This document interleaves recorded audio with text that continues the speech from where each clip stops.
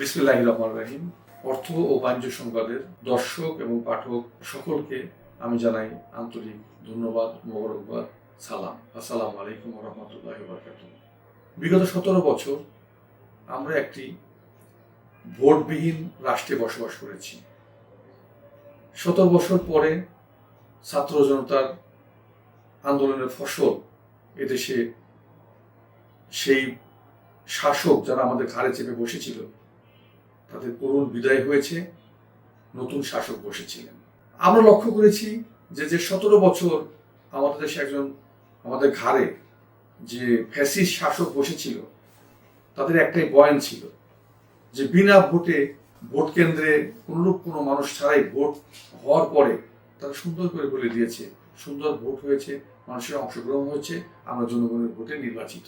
5ই আগস্টের পরে জামাত ইসলাম, এনসিপি এবং এনজিও বেশ কিছু যারা 5ই আগস্টের সকল সাফল্যের দাবিদার মনে করেন, ওনারা সুকৌশলে আবার ক্ষমতার মসনদে বসে গেলেন। প্রশাসনের সমস্ত রন্ধ্রে রন্ধ্রে ওনাদের নিজস্ব লোক সেট করে ওনারা খুব শক্তিশালী হয়ে গেলেন এবং নিজেদেরকে ক্ষমতার দ্বার প্রান্তে ভাবতে শুরু করলেন। এই ধারাবাহিকতায় ওনার কোনো আদর্শ না, ওনার কোনো উদ্দেশ্য না, ওনারা কূটকৌশল, সেই বিগত ফ্যাসিস্ট কূটকৌশল অনুসরণ করতে শুরু করলেন। ওনার ফেসবুক আইডির মাধ্যমে বট বাহিনী তারা সৃষ্টি করলেন এবং এর মাধ্যমে কুৎসা রটনা করে প্রতিপক্ষকে হেয় প্রতিপন্ন করে ওনারা স্বপ্ন দেখেছেন ওনারা ক্ষমতার দ্বার প্রান্তে পৌঁছে গেছেন। এটি কি আসলে সম্ভব? এটা সম্ভব হয়েছে কখনো? প্রতিপক্ষকে দুইটা শব্দ বলে ওনারা হেয় প্রতিপন্ন করেছেন। একটি হলো তারা চাঁদাবাজ।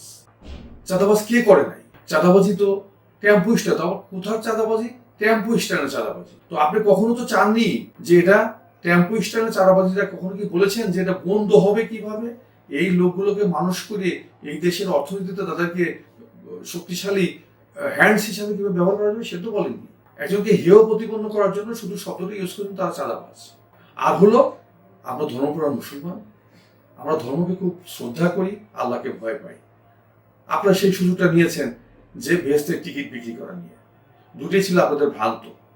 আপনাদের মনে রাখা উচিত ছিল যে এই ছোট্ট দেশের সবচেয়ে শেষ প্রান্তে যে অবহেলিত লোকটি বসবাস করেন উনিও কিন্তু একজন ফেসবুকের কর্মী এবং উনি ফেসবুক দেখেন, ইউটিউব দেখেন এবং নিজেই কিন্তু টিকটক তৈরি করে বিশ্বকে মাতিয়ে রাখেন। সুতরাং এই যুগে এসে এই মিথ্যা তথ্য দিয়ে, ভ্রান্ত ধারণা দিয়ে মানুষকে কিন্তু এই পথচ্যুত করে ক্ষমতা যাওয়া এত সহজ না। অপরপক্ষে আপনার যে প্রতিপক্ষ সে কিন্তু গঠনমূলক জাতির জন্য কি করবেন সমস্ত নিয়ামক নিয়ে হাজির হয়েছেন এবং তিনি কৃষি কার্ডের কথা বলেছেন, তিনি স্বাস্থ্য কার্ডের কথা বলেছেন, তিনি গৃহিণী কার্ডের কথা বলেছেন এবং তিনি কিভাবে এই পুলিশকে গঠন করবেন, কিভাবে প্রশাসনকে চালাবেন, কিভাবে তিনি এই সিন্ডিকেটকে ভাঙবেন, সমস্ত উনি বলে দিয়েছেন উপায়। তখন কিন্তু মানুষ ওনাকে বেছে নিয়েছে। তাই আমি বলতে চাই দর্শকরা বিচার করবেন যে আগামী দিনের রাজনীতি অত্যন্ত কঠিন। আপনারা কিন্তু এখনো কোনো পরিবর্তন আসেনি, আপনাদের মধ্যে কোনো পরিবর্তন আসেনি। আপনারা এখনো গলার উচ্চ স্বরে কথা বলছেন, স্বরটা নিম্ন করেন, মানুষের কাছে যান, মানুষের কল্যাণের জন্য পন্থা অবলম্বন করেন, মানুষের কল্যাণের জন্য নিজেকে বিলিয়ে দেন। যারা নিজেকে মানুষের কল্যাণে বিলিয়ে দিয়েছে মহান রব্বুল আলামিন তাদেরকে ক্ষমতার মসনদে বসিয়েছে। 5ই আগস্টের পরে যে সুবিধা ভোগ করে বাংলাদেশের সৃষ্টির প্রথম, হয়তো আপনারা এই বাংলাদেশ সৃষ্টির পর থেকে এ পর্যন্ত হয়তো জামাত ইসলাম এই প্রথম এত সুবিধা ভোগ করেছে যেটা ইতিপূর্বে কখনো ভোগ করতে পারেনি।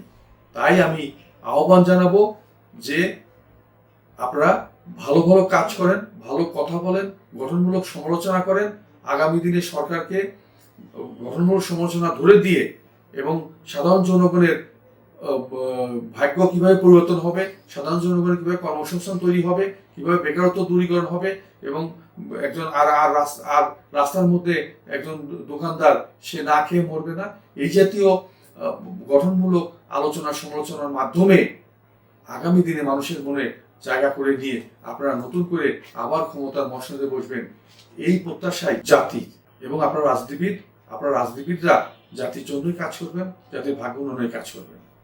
সকলকে ধন্যবাদ। আমরা প্রায়ই এমন ভিডিও নিয়ে আসি। এই ভিডিও কথাগুলো যদি আপনাদের ভালো লাগে, আমাদের ফলো এবং লাইক বাটন টিপ দেবেন এবং আমাদের সঙ্গে থাকবেন।